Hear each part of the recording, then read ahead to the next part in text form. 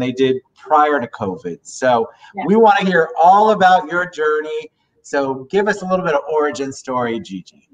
Awesome. Well, thank you again for having me, Ted. I think, you know, it's a privilege to be here. So thank you.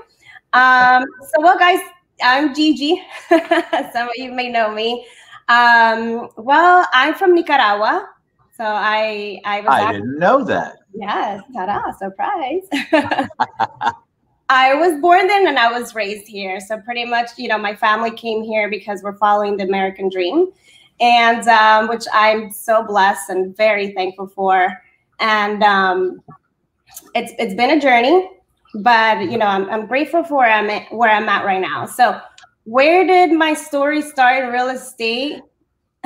Oh boy. Well, I want to know, when did you came here? How early did you speak? Do you speak both Spanish and English? I do. I came here when I was 5. Okay. Had you spoken any English up to that point, or did you have to leave? Not at all. Not at all. Wow. So you had to learn it when you got here. Yes. Yes. And so what was that like? Like, what were your parents trying? I always love this because I feel like that American dream is where it's at, right? So your parents obviously wanted to come here because they also had a dream of having a better, different life. What was, have you ever talked to them or asked them what was the reason or what was the motivation to go to a brand new country and start all over, basically? Yes, yes. Unfortunately, my country at that time was at war. It was in the 80s. So it was pretty much, you know, that we were just kind of escaping and trying to go to start a new life because of, you know, that my parents didn't want me to be raised in that war and anything. So that's why we came here. It's very turmoil oriented in that area of the world a lot.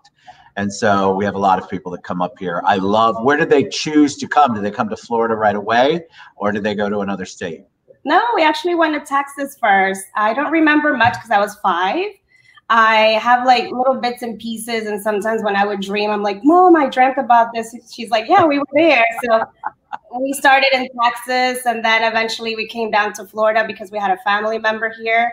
And just 2 years, we then went to Indiana. So I was in Indianapolis for about 2-3 years. I was like 7, That's 8. very cold for a Nicaraguan girl, right? Very, very cold, yeah.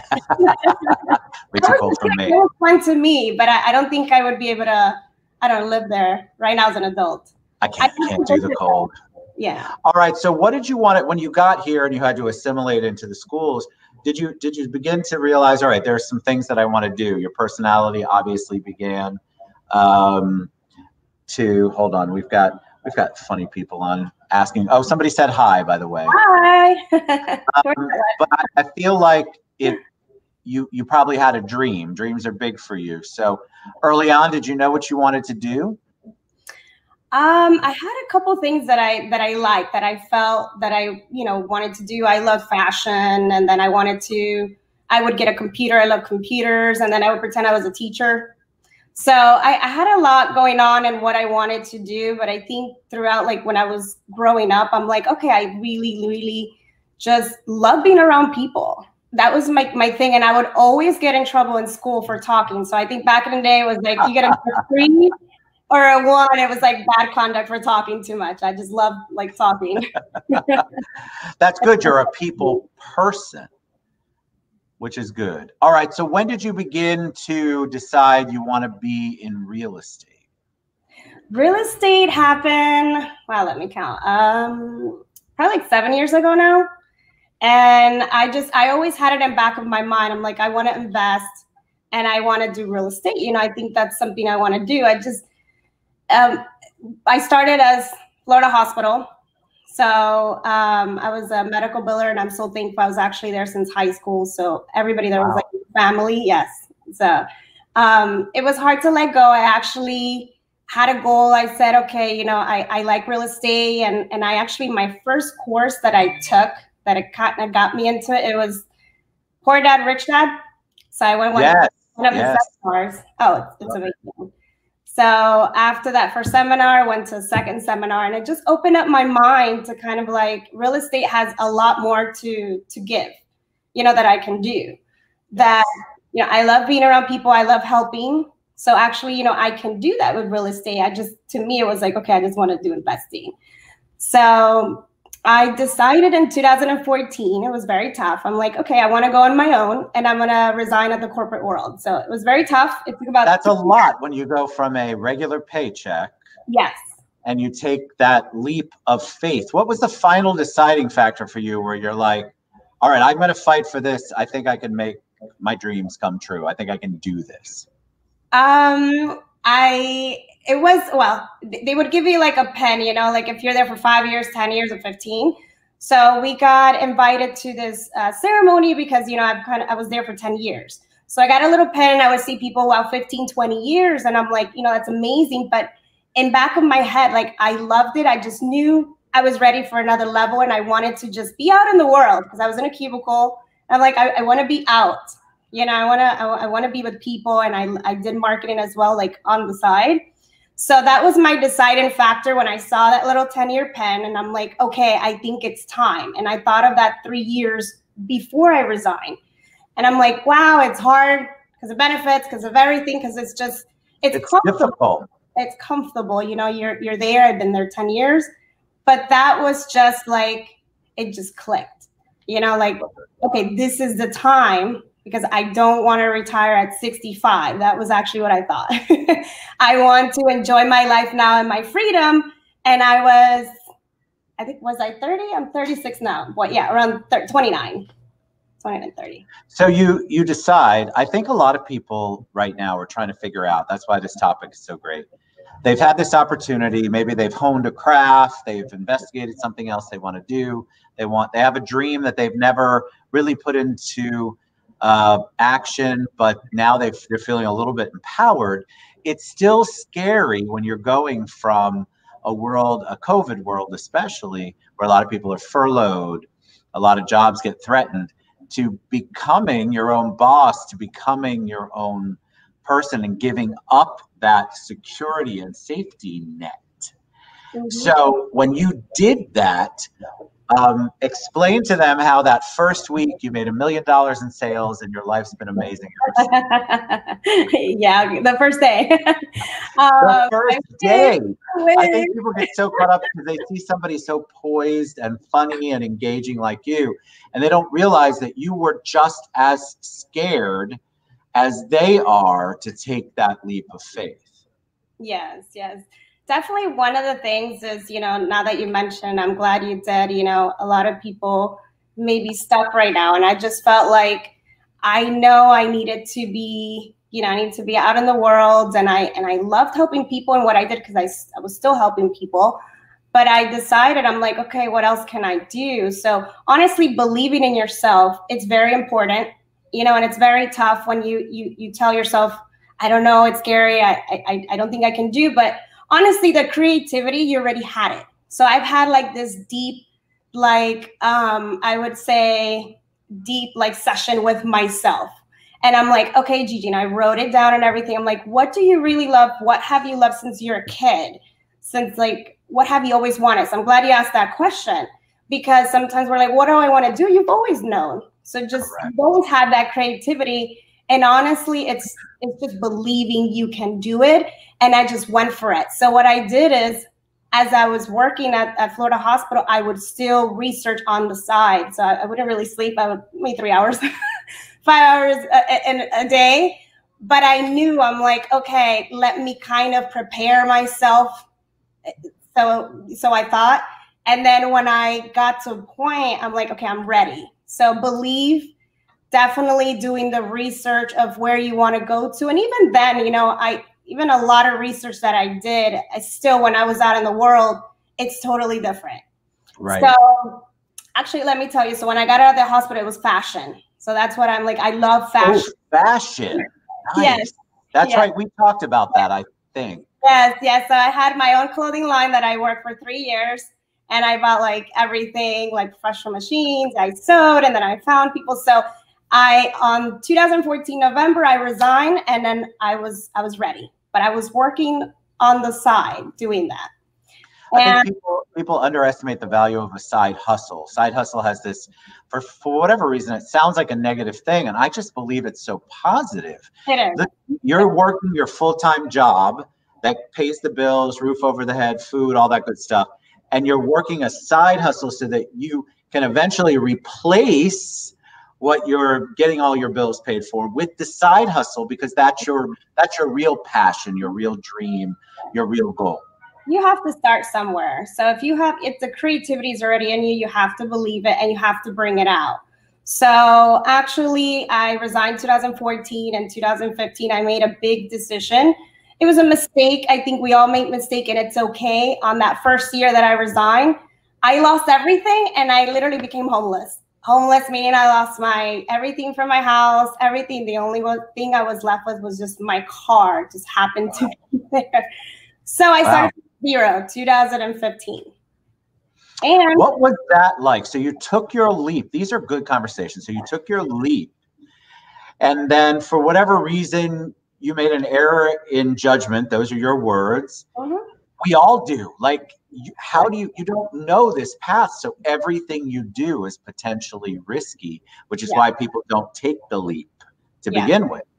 So as you lose everything and you're at that point, you finally hit whatever that level is. What do you do to build out of that? What do you do to crawl out of that?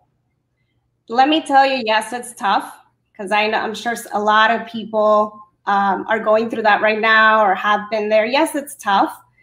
But I had to find myself again. I felt like I was just like, God, like swallow me whole. I wanted, just be out of this world. But honestly, like deep down in you, you're a fighter. And that's why I said fighting for your dreams. So I feel like since I was little, I've been fighting. I came here because of my country was in a war, and I had to fight through in school, learn, the language and everything. So we all have that fighting spirit. Why? Because if you woke up and whatever you do, you fought for it. So this is what I said to myself, Gigi, you have to escape for your life. You have to pretty much escape from that where I was getting to, like I was sad, I was depressed, I was like all these negative things that, yes, it's normal, it happens.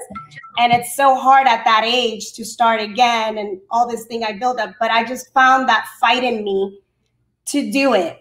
And mentors, I think it's very important. If you can't find a mentor in person, I like me, Tony Robinson's is amazing. I've never met the gentleman. I've never been to one of his, I haven't had the privilege yet to be in one of his conventions, but I just started looking. I'm like, I need to escape. So I found things, mentors online, YouTube is great. There's so many things, just anything that kind of would just help me build up first. Why do you think mentors were important? Did you have, because I feel like people think, oh, well, what is that person going to tell me that I don't already know? Well, let me tell you, they're going to tell you a lot. Yes. But a lot of people don't know where to go find them. So you said you Googled them, you YouTubed them, you got involved, you did the research. Even when you were in trying times, you still continued to push forward. Do you get that from your parents? Is that something innate in you?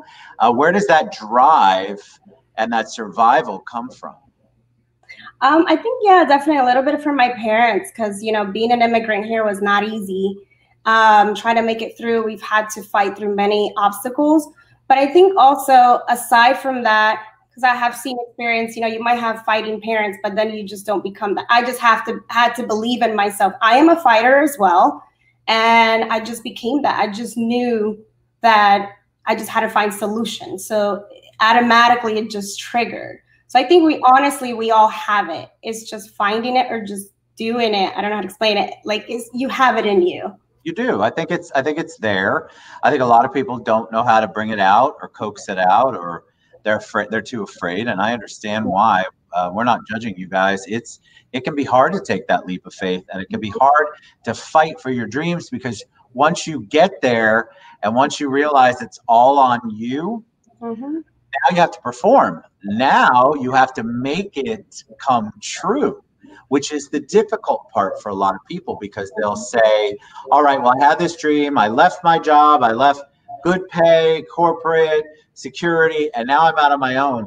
Holy God, I'm 1,000% responsible for my own success. Maybe I don't like that. So what was that like for you? You're out, you finally realize it's all on Gigi. Yeah. Well, I want to touch base a little bit on what you said about the mentor. Why is it important before I answer that quickly? Because that also helped me learn that I was a fighter. And what I loved about mentors, everybody has a story. So that's why I love your show and what you're doing, because that's what saved my life. Listening to other people's story, like, I'm like, wow, then I can do it. Oh, you went through it too. Because I felt like I was the only one in the world that literally my story exactly to the T was, I'm just the only one. We feel like that. But that's why mentors, they help. I heard their story, and all of them have a story where they explain where they started and where they're at. I'm like, I can do it. I'm going to fight for that. I'm going to be there. So that's big. I think it's very big. I think it's so important that you're willing to reach out, because I think people get paralyzed, immobilized. They don't know what to do.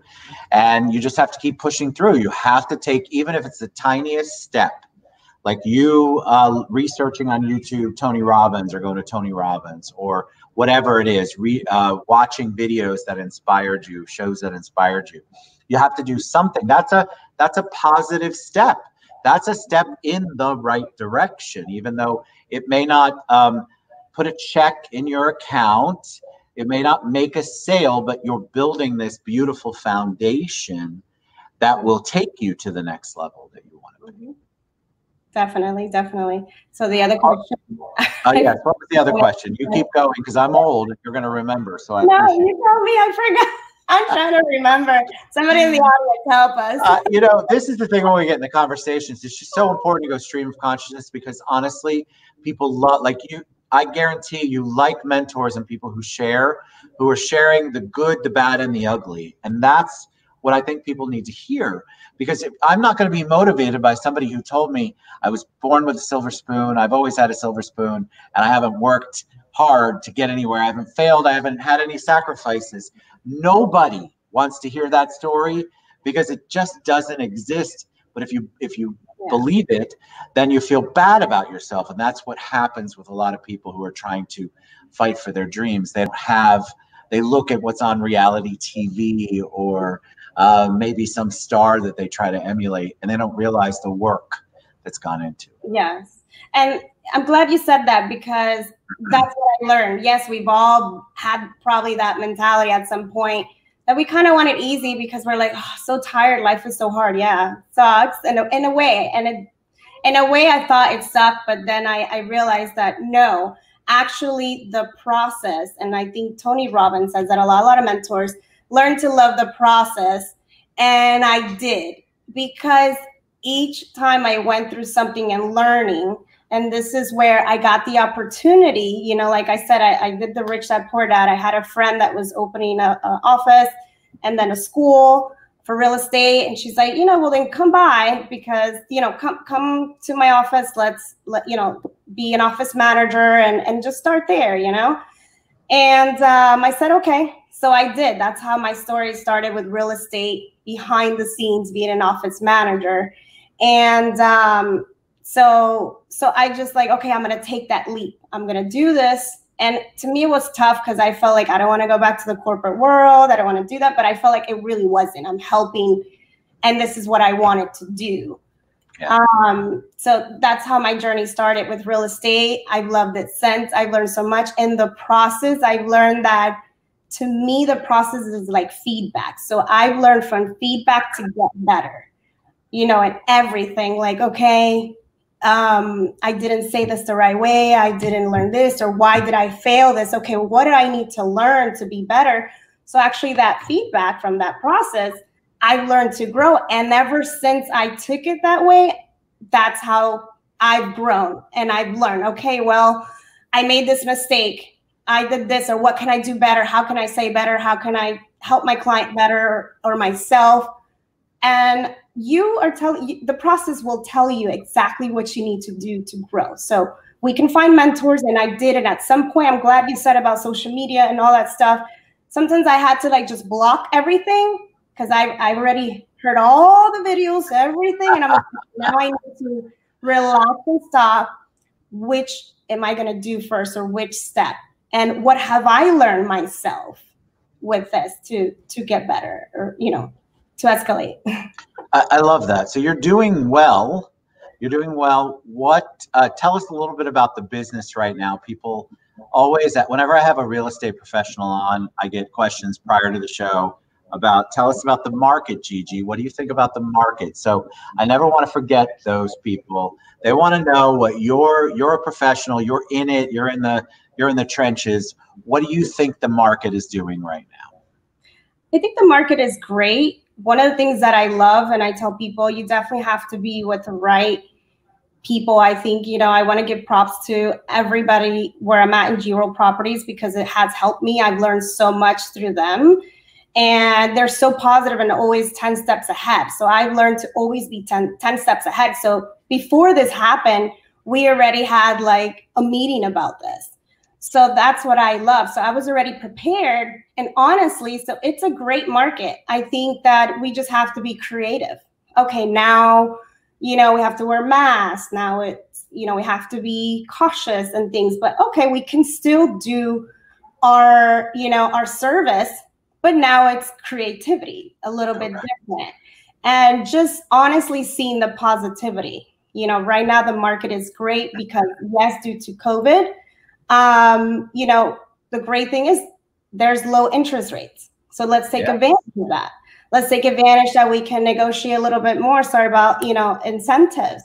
That's the great thing about the market.